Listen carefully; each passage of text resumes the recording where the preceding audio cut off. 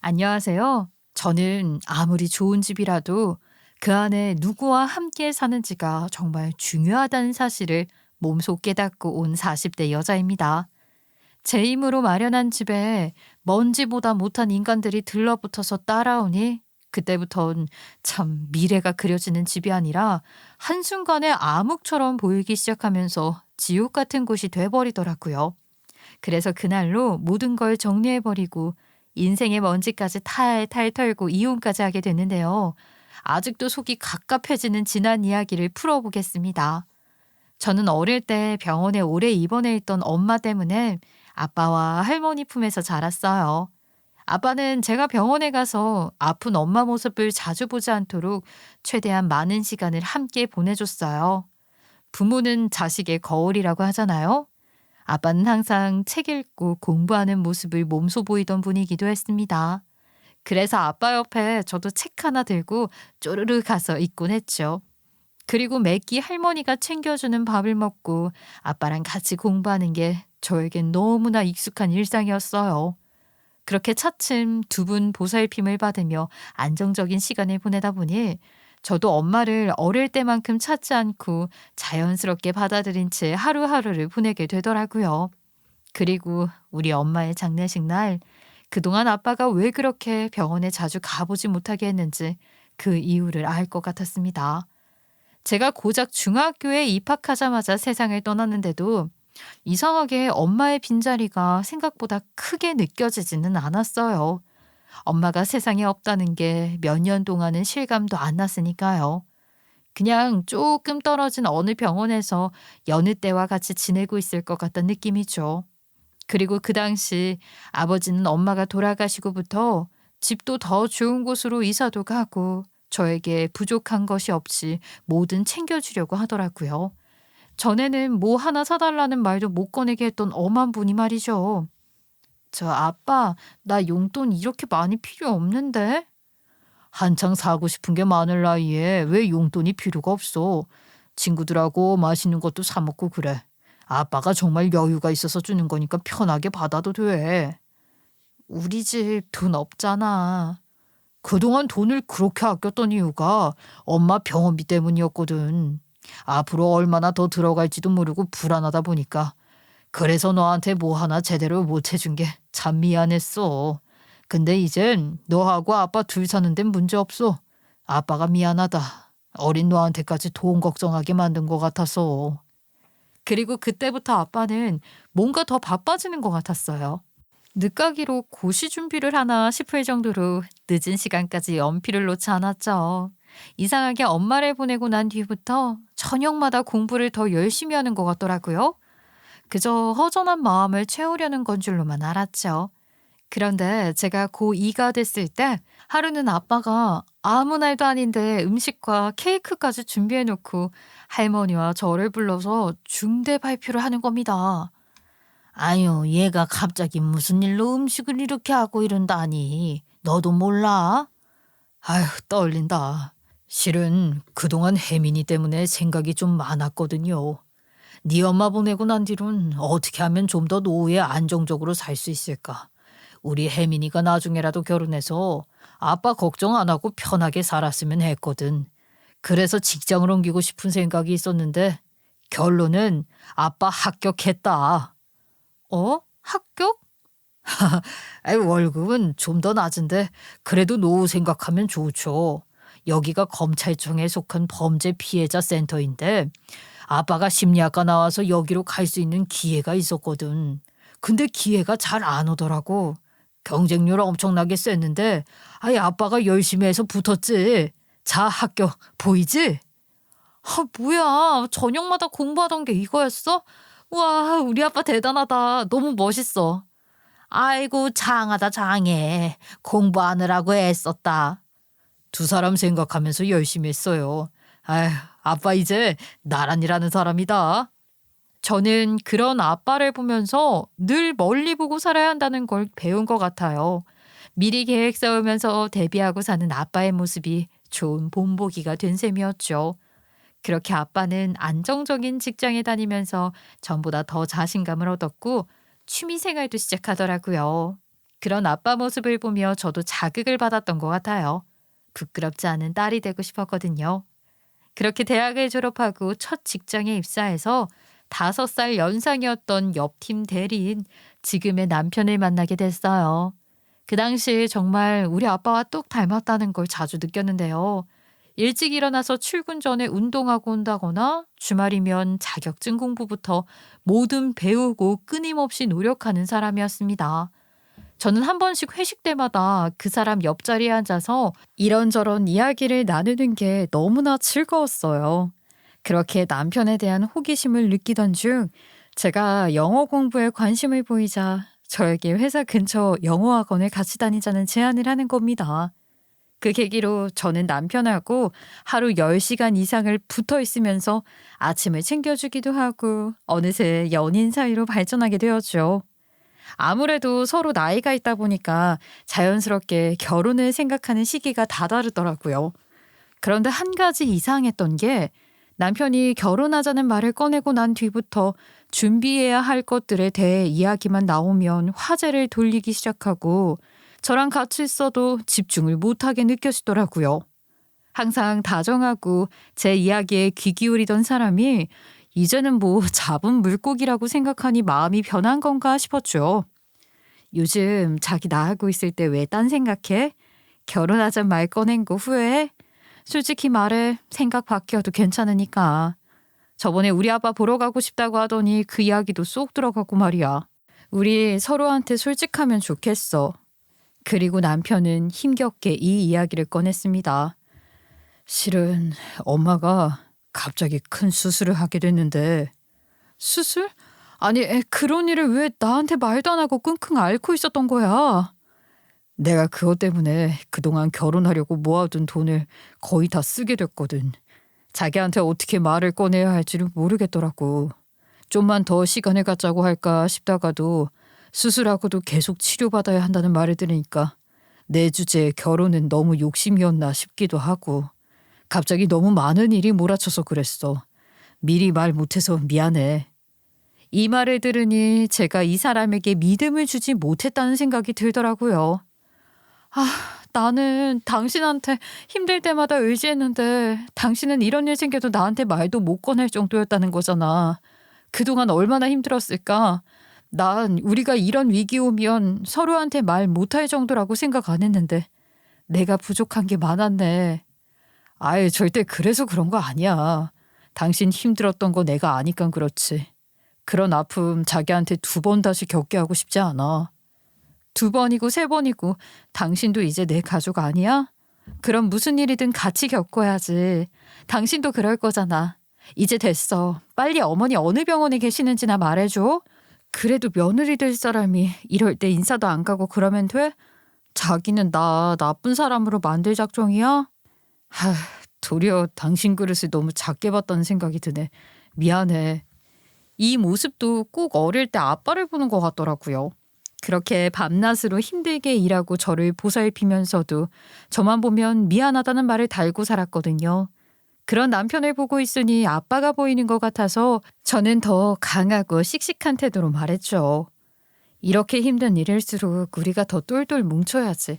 안 그래? 그리고 나도 당신한테 도움이 돼주고 싶으니까 지켜봐. 생각보다 내가 훨씬 그릇이 큰 사람이거든. 그리고 그날 바로 시어머니를 찾아갔더니 저를 보고 너무 놀라서 보시더라고요. 아유 어떡해 여기까지 다 왔어요. 안 그래도 한번 보고 싶기는 했는데. 정말요? 안 그래도 어머니 입원 소식을 어제 들어서 너무 늦게 왔어요. 그나저나 몸은 좀 어떠세요? 수술 앞두고 계시니까 긴장되고 그런 건 없으세요? 과일이라도 제가 좀 깎아올게요. 아유 괜찮아요. 돈 많이 든 게 속상하지. 괜히 아들한테 피해주는 것 같아서. 그런 생각 마세요 어머니. 수술할 수 있다는 게 얼마나 좋아요? 그러니까 무조건 좋은 생각만 하면서 잘 될 거라고 믿으세요. 근데 그 사람한테 제 이야기는 어떻게 들으셨어요? 혹시 결혼 이야기도 들으셨나요? 결혼이라니? 우리 아들은 그런 말 없던데. 그게 아직 멀긴 했어요. 둘이 차근차근 준비하자고 약속만 한 상태라서요. 그래서 아마 어머니한테도 아직 이야기 안 했을 거예요. 일단 어머니 수술이 먼저 같아서요. 저희 결혼은 조금 더 미루려고요. 그러니까 어머니 얼른 회복하셔서 결혼 날짜 하루빨리 잡게 해주세요. 저희 결혼 어머니한테 달렸어요. 아유, 그래야지. 근데 어쩌면 이렇게 예쁠까? 애교도 많고 말도 잘하고. 좋게 봐주셔서 감사합니다. 그리고 어머니 병원이 회사랑 많이 안 머니까 저도 틈날 때마다 자주 와도 괜찮죠? TV만 보고 있으면 너무 심심하잖아요. 저 오면 밖에 산책하러 나가고 그래요. 그리고 우린 그때부터 데이트가 끝날 때마다 마지막으로 시어머니가 있는 병원에 들르곤 했습니다. 저도 이 기회에 좀 더 어머니와 친해지면 좋겠다는 생각이었죠. 그리고 우울해진 남편의 마음도 좀 더 밝게 만들어주고 싶었고요. 그런 시간이 길어지다 보니 어머니하고 제 사이도 처음에 어색하게 만난 게 생각이 안 날 정도로 정말 많이 가까워지더라고요.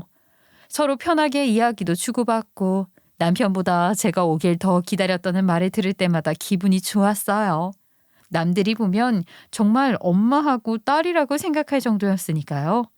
그 모습을 보면서 남편도 내심 기분이 좋았는지 흐뭇한 얼굴로 옆에서 지켜보더라고요.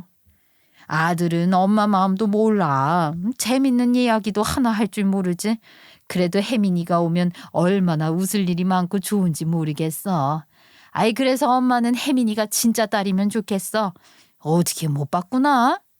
어머니, 제가 딸 같은 며느리 하면 되죠. 무슨 걱정이에요. 그래, 말 나와서 말인데 너희 결혼은 언제쯤 할 거야? 나 태어날 때만 기다리는 거냐? 나는 하루빨리 그냥 혜민이가 우리 집 진짜 며느리가 되면 좋겠는데 어느 세월에 그걸 기다리고 있어. 아주 목 빠지겠다. 아유, 엄마는 갑자기 왜 그런 걸 물어요. 우리가 알아서 한다니까. 남편이 당황하면서 어머니 말을 계속 막더군요. 보아하니 돈 문제로 이러지도 저러지도 못하고 걱정하고 있는 게 보였죠. 그래서 제가 이 기회에 확실히 해두는 게 좋을 것 같아서 먼저 이야기를 꺼냈습니다. 기회가 왔구나 싶었죠. 안 그래도 올해는 안 남기려고요. 아빠가 당신 언제 오냐고 묻더라. 이놈이 아직 인사도 안 하고 뭐 하고 있었냐? 아유, 속 터져. 얘가 이럴 때 보면 지 아빠를 빼닮았어. 그 양반도 뭐 하나 하려고 하면 여기 두드리고 저기 두드리고 하느라고 세월 가는 줄도 모르고. 어쩔 수 없다. 혜민이 네가 좀 끌고 가야지. 그리고 남편은 아빠와 처음 만난 자리에서 고개도 못 들고 긴장 가득한 상태로 앉아 있었는데 제가 미리 말해둬서 모든 걸 알고 있던 아빠는 말없이 남편에게 술 한 잔을 따라주면서 이러더라고요. 우리 사위 이렇게 만나서 반가워. 고개 들어. 자네가 뭐 잘못한 게 있다고. 상황이 안 좋은 거지. 안 그러나? 안 그래도 자네 언제 오나 기다렸어. 우리 딸이 아무한테나 괜찮은 사람이라고 안 하는데 자네한테는 배울 것도 많고 존경할 만한 사람이라는 거야.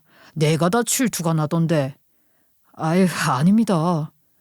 내가 다른 건 몰라도 아픈 사람 때문에 힘들고 어려운 심정 그 누구보다 잘 아는 사람이네. 안 그래도 자네한테 어떤 방법으로 힘이 돼주면 좋을까 그 생각만 했네. 그러니까 그 돈 걱정하지 말고 일단 결혼부터 해. 나도 뭐 많은 건 아니지만 힘 닿는 대로 도와줄 테니까. 일단 작은 집 하나 얻어서 시작을 해봐. 남편은 미안하고 감사한 마음이 교차하는지 뭐라 말을 못하고 있더군요.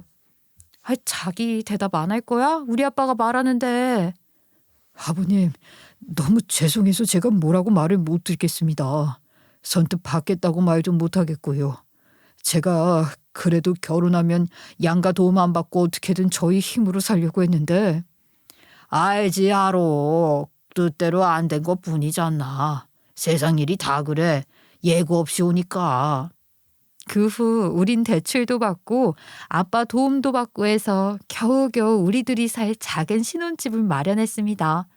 비록 작은 빌라였지만 그래도 식도 올리고 같은 집에 사니까 드디어 부부가 됐다는 게 실감이 나더라고요. 그리고 그 무렵부터 어머니도 점점 더 상태가 좋아지면서 태엄만을 바라보고 있었죠. 그래도 시골에서 지내던 시누이가 다행히 양심은 있는지 시어머니가 입원해 있을 땐 서울에 한 번 올라와서 쳐다보지도 않더니만 태어나고 나서는 본인이 모시겠다고 적극적으로 나서더군요.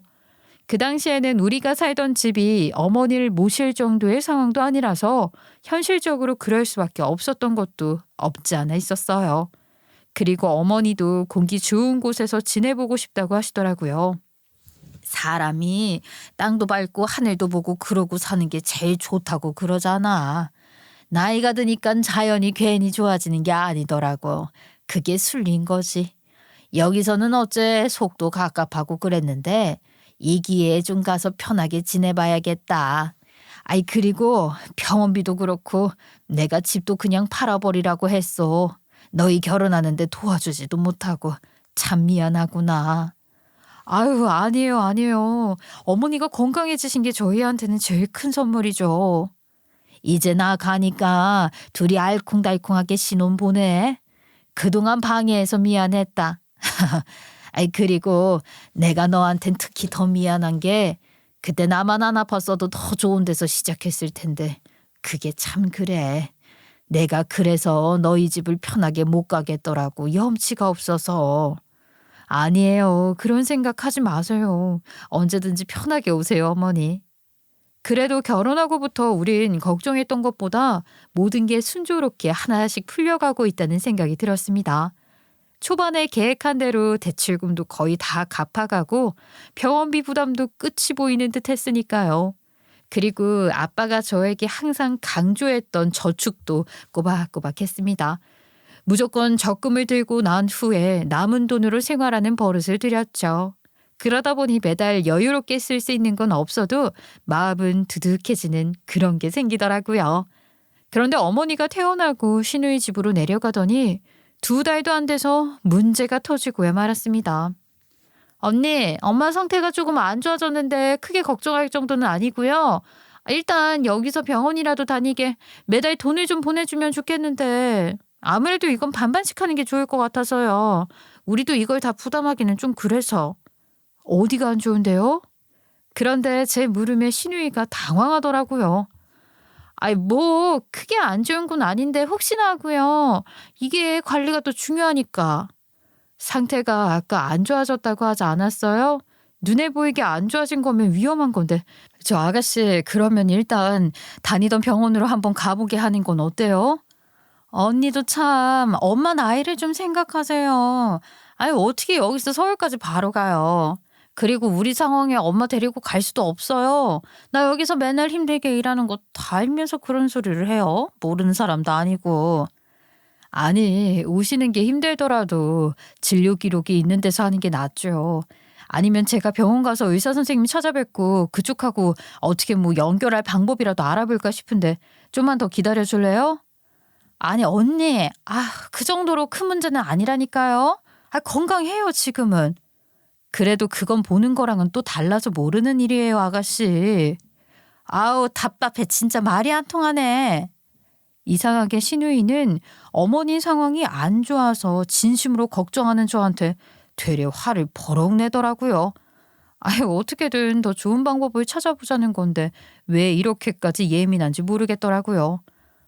아유 왜 화를 내고 그래요 아가씨. 저도 걱정돼서 그러는 건데. 언니 엄마 모시는 사람 저예요 저. 그럼 제가 이렇게 하자고 하면 좀 따라주고 그래야 하는 거 아니에요? 지금 엄마 옆에 있는 사람이 저잖아요. 그럼 누구보다 제가 더 잘 알죠. 근데 언니한테 엄마 상태가 어떤지 하나하나 보고하고 상의해가면 어느 세월에 이걸 다 해요. 병원 한번 가기가 이렇게 힘들어서 원. 아니 어머니 퇴원한 지 얼마 안 돼도 재발 위험도 있고 하니까 검사는 여기 와서 받게 하는 것도 방법이잖아요. 아니면 주말에 제가 모시러 갈까요? 아가씨 많이 힘들면 그렇게 해도 되니까.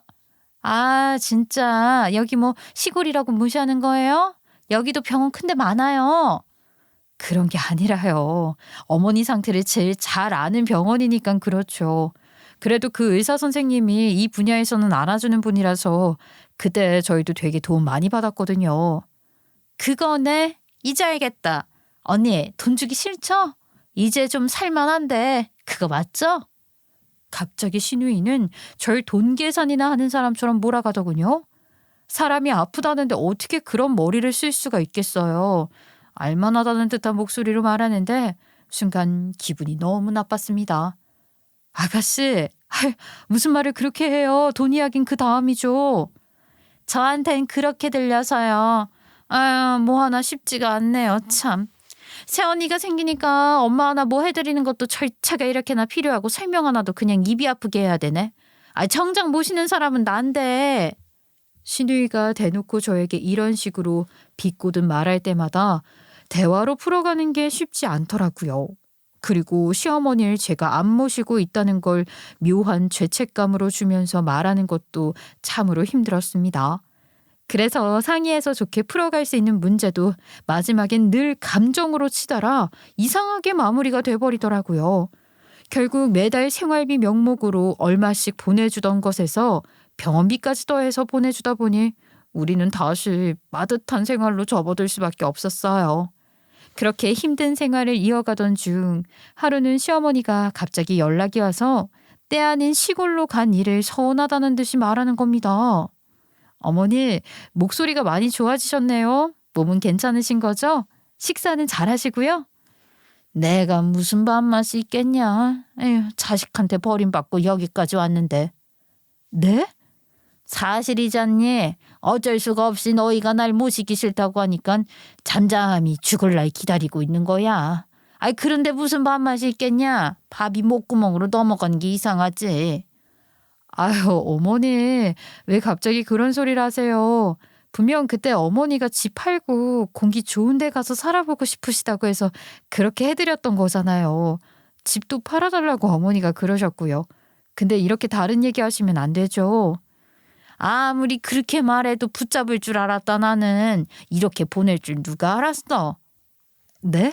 붙잡길 바라셨다고요? 어느 부모가 아들 옆에 떨어져 살고 싶겠냐. 내가 여태 아들 하나만 보고 살았는데 내가 지금 아픈 것도 다 아들 못 보고 살아서 그래. 사위 눈치나 보고 개들 싼 똥이나 치우고 사는 거지. 아프다는 말도 무서워서 못하겠어. 어머니, 저희는 그때 어머니 의견 존중한다고 그렇게 따랐던 건데 인제 와서 이렇게 나쁜 사람 만드시면 안 되죠. 저희도 어머니 생각 많이 해서 그런 거예요. 그건 믿어주세요. 그리고 이 문제는 그이랑 좀 더 진지하게 얘기해 보시는 게 좋을 것 같아요. 그리고 얼마 뒤에 집에 온 남편이 속상하다는 표정으로 말을 하는 거예요. 어느새 어머니가 손바닥 뒤집듯이 한 그 말에 중심을 잃고 휘청이는 것 같더라고요. 여보, 아무래도 엄마가 거기서 적응을 못하는 것 같아. 갑자기 환경이 바뀌니까 안 그래도 힘든데 더 외로운 모양이야. 나한테 이렇게까지 서러운 목소리로 이야기한 적이 없었는데 목소리 듣고 나니까 마음이 무겁네. 오늘도 잠이 안 온다고 그러는데 내가 괜히 엄마를 거기까지 보냈나 싶어서 눈물이 날 것 같더라. 그래, 적적하신 모양이네.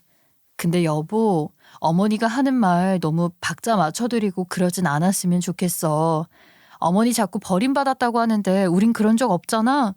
난 정말 어머니 의견 따랐던 거야. 당신이 그럴수록 우리가 어머니를 더 그렇게 만드는 거라고. 2년 넘게 병원에서 나하고만 지냈잖아. 그래서 더 그럴 거야.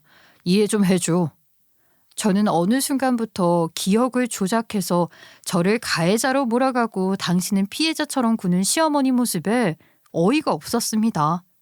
괜히 더 반응해주면 심해질 것 같다는 생각에 거리를 두고 지내려고 했죠. 그런데 남편이 마음이 약해진 걸 눈치챈 시어머니는 그 틈을 파고들기 시작하더라고요. 아들 자니? 엄마 수면제 처방 좀 받을 수 없을까? 왜 또 잠이 안 와요? 지금이 몇 시인데 그래요? 쟤들은 일찍 일어나서 일 나간다고 10시만 되면 골아 떨어져. 나만 이 긴 밤을 잠도 못 자고 뜬 눈으로 이러고 있다. 여기는 불빛 하나도 없어서 어디 나가지도 못해. 엄마 너무 무서운데 전화 끊지 말고 있어. 응? 겁에 질려서 울먹이는 시어머니의 애처로운 목소리를 저도 옆에서 밤마다 들어야 했습니다. 그래도 남편이 걱정돼서 주말마다 시간을 내 시어머니에게 가니 조금은 잠잠해진 듯 했습니다. 그래서 저도 남편이 시골에 내려가는 틈에 항상 아빠를 만나러 갔죠. 그런데 아빠가 뜬금없이 저에게 집을 보러 가자고 하는 겁니다. 경매로 나온 괜찮은 집이 있다면서요. 아빠 친구가 괜찮은 게 나왔다는데 그냥 가보기만 하자. 궁금해서 그래. 괜히 보고 오면 마음만 뒤숭숭하지. 난 싫어. 안 갈래. 아빠 혼자 가. 이게 아빠도 몰랐는데 잘만 알면 괜찮은 집 얻을 수 있더라고. 너 그래도 아빠가 시킨 대로 계속 적금은 들고 있잖아. 그래도 이런 집 보고 오면 사람이 목표도 생기고 그러는 거야. 눈으로 봐야 알지. 너 하루아침에 좋은 집 이사 가라고 누가 등 떠밀어도 그게 쉽게 고를 수 있을 거 같냐? 그렇게 못 이기는 척 아빠를 따라서 경매로 나온 집을 보러 가는데 저도 그런 세상이 있다는 걸 처음 알았네요. 생각보다 너무 저렴한 가격에 나와 있어서 신기하긴 하더라고요. 그런데 아빠가 저녁을 먹으면서 갑자기 저에게 얼마를 모아뒀냐고 꼬치꼬치 캐묻기 시작하더니 제 이야기를 듣고 나서 통장 하나를 주는 겁니다. 제가 태어났을 때부터 계속 넣어둔 적금이 하나 있었더라고요. 우리 결혼할 때 다 줬다고 하지 않았어? 아니, 언제 이런 게 있었던 거야? 참 이상하지? 이거 하나는 너 결혼할 때 다 주면 안 될 것 같더라고. 안 그래도 그때 너희가 돈 한 푼 없어서 힘든 상황인데 나중에 애 낳고 그러면 더 힘들어질 수도 있고 한데 한 번에 다 줘버리면 안 되겠다는 생각도 들었고 아직은 우리 딸을 다 보내고 싶지 않은 아빠의 마음이랄까? 참, 아빠 성격이면 그렇지. 항상 앞에 무슨 일 생길지 모른다 하면서 살잖아. 근데 이거 만기 날짜가 얼마 안 남았으니까 너 모아둔 것까지 해서 이거 보태면 그 집에 이사 갈 수 있는 기회야. 이제 너희도 그 좁은 집 벗어날 때 됐잖니. 현실적으로 힘든 건 아는데 아빠는 꼭 이게 네 집이 되라고 그러는 것 같아. 느낌이. 아빠는 워낙 신중한 편이라 절대 이런 걸 부추기는 사람이 아닌 걸 잘 알았는데 이상하게 모든 게 딱딱 시기적으로 맞아떨어지는 겁니다. 저도 그건 참 신기했어요. 딱 부족한 돈이 아빠가 남겨놓았던 적금 만기 날짜에 맞춰서 들어오는 것부터 말이죠. 그 순간 그림의 떡이 될 줄 알았던 집이 머지않아 제가 살 집이 된다고 생각하니까 정말로 꿈만 같더라고요. 무엇보다 이 분야에서 20년 넘게 일해온 아빠 친구분이 모든 걸 책임지고 나서서 다 알아봐 주시겠다고까지 하니 이만한 기회가 없겠다는 생각이 들었습니다. 아무리 봐도 그 집을 제값에 주고 사려면 못해도 몇 억은 더 얹어줘야 할 것 같았거든요. 조금 무리하더라도 이때 기회를 잡아야겠다는 생각이 들었습니다. 그래서 남편에게 전화로 이 이야기를 자세하게 하는데 옆에서 어머니가 무슨 시기라도 하듯 전화를 계속 껴드는 겁니다. 내가 이 문제를 멋대로 결정할 수가 없잖아. 당신 내 말 제대로 들었어? 아버님도 같은 생각이면 믿고 해봐도 될 것 같은데 좋은 기회 같긴 하네. 아들, 엄마하고 과일 먹자. 얼른 전화 끊고 와. 뭐 그렇게 궁금한 게 많다냐. 정 그렇게 너랑 할 이야기가 많으면 오라고 해. 입으로만 떠드는 건 천문이야 아주. 남편 뺏기기 싫어서 애쓴다 했어. 그리고 얼마 뒤에 집으로 온 남편과 저도 어머니 문제로 언성을 높이게 됐습니다. 번번이 어머니가 저를 그렇게 나쁜 사람으로 몰아가는데 남편이 아무 반응도 안 하는 게 답답하고 또 서운하더라고요. 어머닌 나만 그렇게 나쁜 사람 만드니까 속 시원하시대? 당신은 무슨 말을 그렇게 해. 우리 엄마가 지금 거기서 혼자 외롭고 힘드니까 마음이 허하고 그래서 그런 거지. 당신이 이럴 때일수록 엄마한테 좀 더 살갑게 통화도 자주 드리고 자주 찾아뵙고 그러면서 풀면 되잖아. 주말에 나 혼자 가라고만 하고 그러니까 더 서운하지. 지금 누가 봐도 당신 하는 게 모시기 싫은 며느리 같아 보여. 뭐라고? 어떻게 당신까지 그런 소리를 할 수가 있어? 다 오해잖아, 옥지고. 원래 어른들 나이 들면 다 그래. 괜히 안 한 말도 했다 그러고 다 서운하고. 그러니까 난 이렇게 번번이 나쁜 소리 들어가면서 억울하게 살아라 그거야? 일단 엄마 마음 좀 풀고 그 다음에 얘기하자고. 당신까지 왜 이러는 거야? 나도 힘들어. 엄마는 엄마대로 잠 못 잔다고 그러고 당신은 당신대로 이러면 어쩌라고. 그리고 솔직히 그때 당신 엄마 시골 간다니까 좋지 않았어? 정말 모시고 싶은 마음이 있긴 했던 거야? 이젠 남편까지도 어느새 시어머니 말에 농락당한 것 같더군요. 마치 시어머니가 보는 눈으로 절 보는 것 같았습니다. 뭐? 내가 그랬으면 당신하고 결혼을 왜 했겠어? 그런 거 하나하나 다 따졌으면 결혼할 돈도 한 푼 없어서 병원비만 내는 효자들하고 결혼할 생각을 어떻게 했겠냐고. 진짜 다 잊었어? 어머니 말 들으니까 내가 천하의 나쁜 년으로 보이지? 내가 그때 당신하고 병원 찾아간 날만 1년이 넘어. 어머니가 여기 살고 싶었다고 그랬으면 나 모실 생각도 충분히 있었다고. 현실적으로 힘들긴 했어도 어떻게든 방법을 찾았겠지. 근데 본인 입으로 집 팔아달라고 공기 좋은 데 가겠다고 한 거잖아. 그땐 그랬지만 지금은 아닌가 보지. 사람 마음이 어떻게 똑같을 수가 있어? 어머니 말만 들리지? 당신까지 날 이렇게 보는구나. 결국 남편은 실망만 안겨주고 짐을 싸서 시골로 가버리더군요. 그날 남편이 나가고 나서 집에 혼자 남아있는데 버림받았다는 그 기분이 딱 이런 거구나 싶었습니다. 이런 식이라면 이제 남편은 시어머니 말에 넘어가 제가 너무 악하고 못된 인간으로밖엔 안 보일 것 같더라고요. 그러다 보면 우리 부부 생활도 끝이 보이겠죠? 그래도 그 와중에 아빠와 함께 우리가 살게 될 집을 구하면서 계속 좋은 생각만 하려고 애썼습니다. 그래서 남편에게 좋은 마음으로 문자를 한 통 남겼어요. 어머니랑 아가씨랑 좋은 시간 보내다가 와. 괜히 거기서 돈 아끼고 그러지 말고. 나도 그동안 우리 집 문제 잘 정리하고 있을게. 지금 거의 다 서류 마무리 단계라서 곧 좋은 소식이 있을 것 같아. 저는 그렇게 잘 마무리를 지었다고 생각했어요. 그리고 얼마 뒤 남편에게 우리가 낙찰받게 됐다고 기쁜 소식을 알렸죠. 아빠 친구가 될 것 같다고 안심하고 있으라고 해도 확정이 되기 전까진 반신반의했거든요. 그런데 뛸 듯이 기뻐하는 저랑은 다르게 전화를 받는 남편 목소리가 마냥 기쁘지만은 않은 겁니다. 저는 그때까지만 해도 시어머니랑 아가씨 눈치가 보여서 내색을 못하는 건 줄로만 알았어요. 그래도 남편이 이사 문제는 본인이 처리하겠다면서 그동안 너무 고생 많았다고 얘기를 해주더라고요. 다행히 저도 한시름 놓고 남편에게 나머지를 맡기기로 했죠. 그런데 며칠 뒤 아파트 입주 날 온몸에 소름이 돋고 말았습니다. 바로 시어머니가 저보다 더 일찍이 이 집에 와 있는 겁니다. 아이 그것도 짐까지 싸들고 와서 안방을 자기가 주인 행세를 하며 떡하니 차지하고 있었죠. 왔냐? 아유 여기 침대 하나 드리긴 해야겠다. 그래도 안방이 꽤 넓네. 여기 어떻게 오늘 올라오신 거예요? 근데 짐이 많네요 어머니. 왜? 이사 오는 사람 짐이 이 정도면 얼마 안 되는 거지 뭐가 많어? 그냥 이 기회에 새로 사는 게 나을 것 같아서 싹 버리고 온 거야. 그나저나 너는 이런 집 얻을 돈 있으면서 나한테 그렇게 짜게 굴었니? 용돈 한 번을 시원스럽게 안 보내더니만 뒷공무니로 다 이러고 있었던 거야.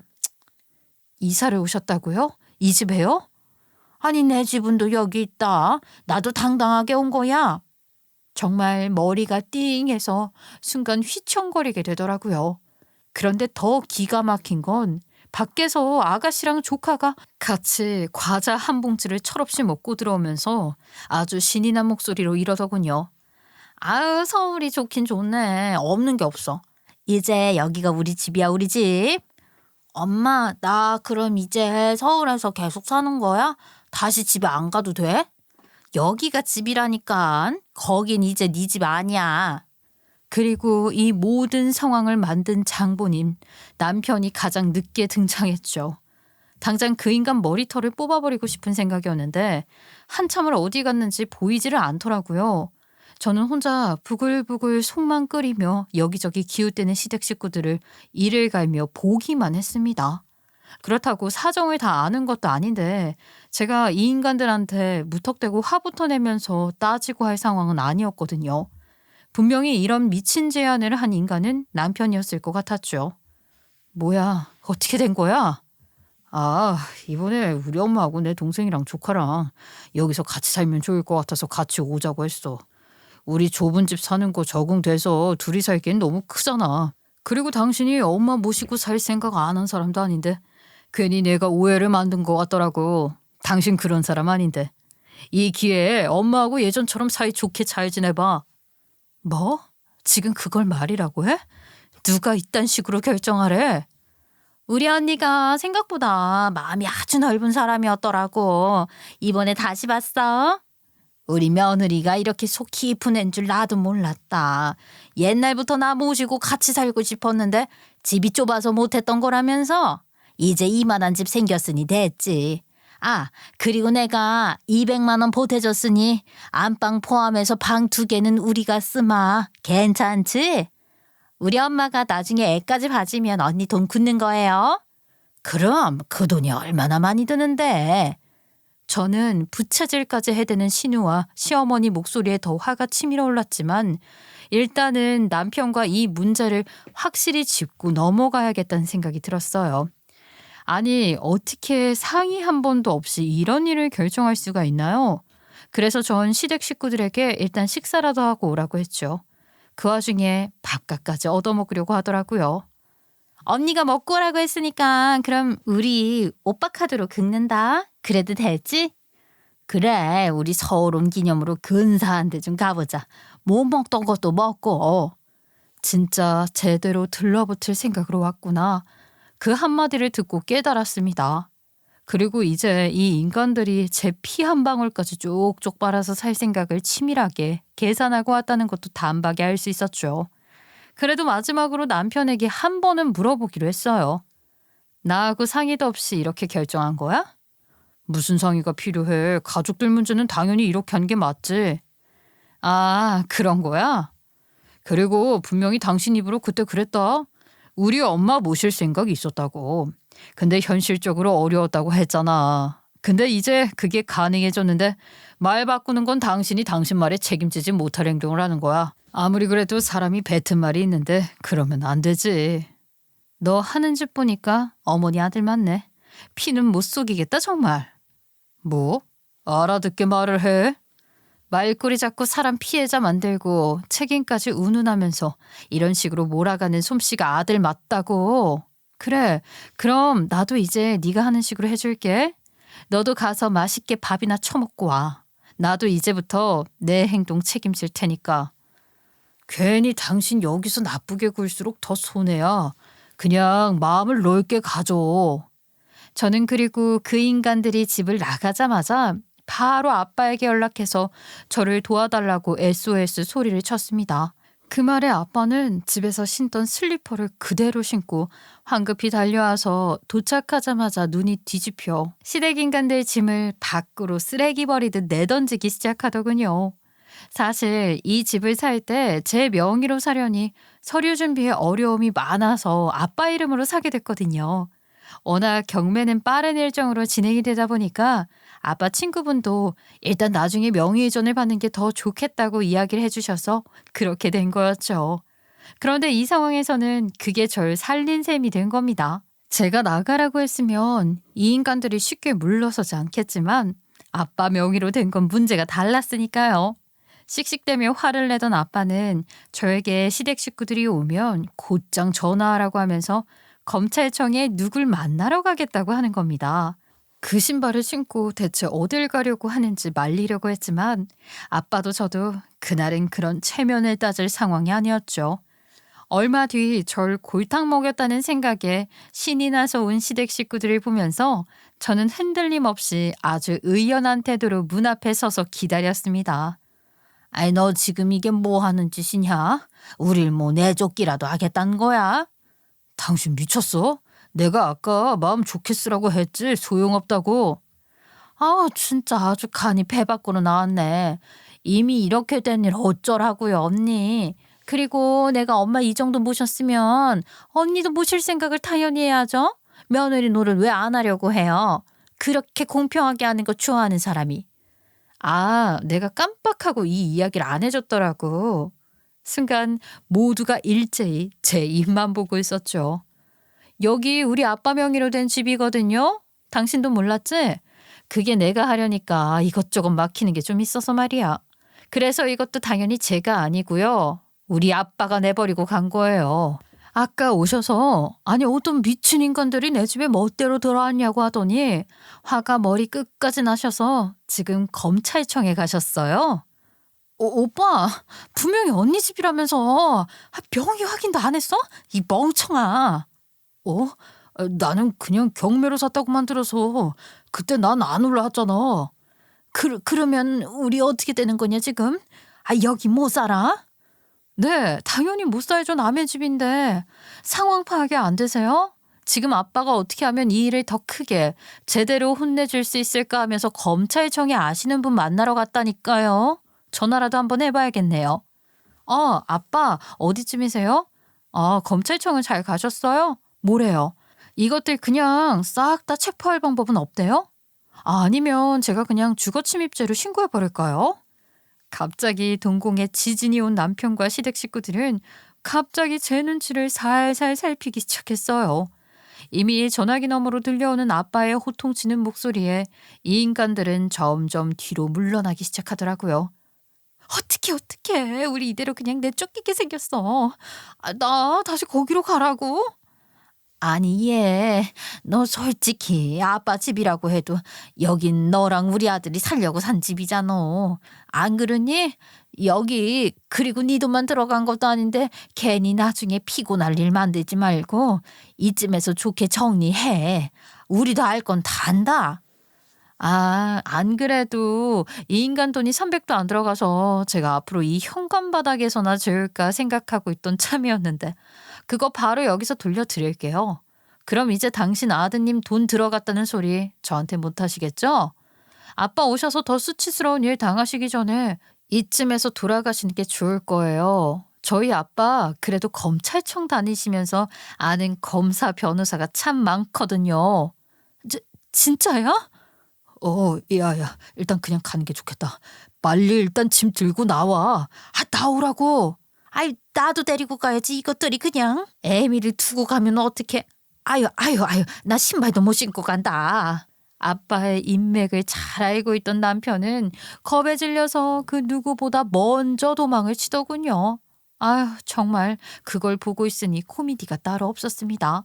그리고 저는 아빠가 그 인간들을 신고해 다음날 경찰서로 끌고 왔을 때 끝까지 아무 말도 안 하고 팔짱만 끼고 구경하듯 보고 있었어요. 제가 남편에게 이 집을 얻었다는 말부터 시작해서 제대로 된 대화를 해본 적도 증거도 없으니 아무리 억울하다고 발버둥 쳐봤자 소용이 없었던 거죠. 그리고 변호사를 통해 남편 얼굴도 안 보고 이혼까지 갈 수 있었습니다. 그런데 제가 남편을 다시 본 게 어떤 일이었는 줄 아세요? 이혼하고 나서 4개월쯤 지났을 무렵 연락이 왔습니다. 그때 짐 던진 것 중에 중요한 게 빠진 것 같다면서 잠깐만 집에 들러서 찾아보겠다고 하는 겁니다. 전 그게 무슨 목숨 살리는 거라도 되는 줄 알았네요. 딱 5분만, 아니 3분만. 내가 직접 보고 찾아야 해서 그래. 중요한 거라니까. 어떤 건지 말하면 내가 찾아보겠다잖아. 남의 집에 왜 들어오려고 하는데? 그거 회사 기밀 자료가 든 USB야. 그게 나한테는 지금 생명줄이고 유일한 돈줄이란 말이야. 근데 그걸 아버님이 사정없이 아무데나 막 집어던지니까 어디서 빠진 것 같아. 제발 나 좀 살려주라. 한 번만 찾아보게 해달라니까. 이 한심한 인간아. 이젠 하다하다 양심까지 다 팔아먹었니? 너 그게 얼마나 무서운 범죄인지 몰라서 그래. 죄 안 짓고 살면 밖에서 밥은 벌어먹고 살아. 정신 좀 차려라. 진짜 인간 말종이 됐구나 너. 나중에 주변 사람들 통해 들어보니까 전 남편은 인사팀에서 일하던 걸 이용해서 사람들 정보나 이런 걸로 갖은 협박을 하고 다니다가 문제가 더 커져서 협박죄, 개인정보 유출죄로 고소까지 당한 모양이었죠. 그런데도 정신 못 차리고 자기 아들만 바라보고 살던 이전 시어머니는 충격으로 쓰러져서 병원도 못 가고 시골집에 그냥 누워있는 모양이었습니다. 그나마 저하고 살 때 병원이나 들락거리면서 지냈던 게 호사스러운 생활이었던 거죠. 그 인간들 인생에서 저 하나 사라진 것뿐인데 끝도 없이 몰락하는 걸 보면서 그동안 제가 너무 많은 걸 잡아주고 지탱하며 살았다는 생각이 들었네요. 그게 좋은 답은 아니었는데 말이죠. 그래서 먼지를 탈탈 털어내고 제 삶으로 다시 돌아오긴 했지만 언제든 또 이런 사람들은 쉽게 들러붙기 마련이니 여러분들도 균형을 잘 지키면서 살아가셨으면 합니다. 그게 아무리 가까운 가족이 된 사람들이라고 할지라도 말이에요. 자랑할 만한 이야기는 아니었지만 제 이야기 끝까지 들어주셔서 감사합니다.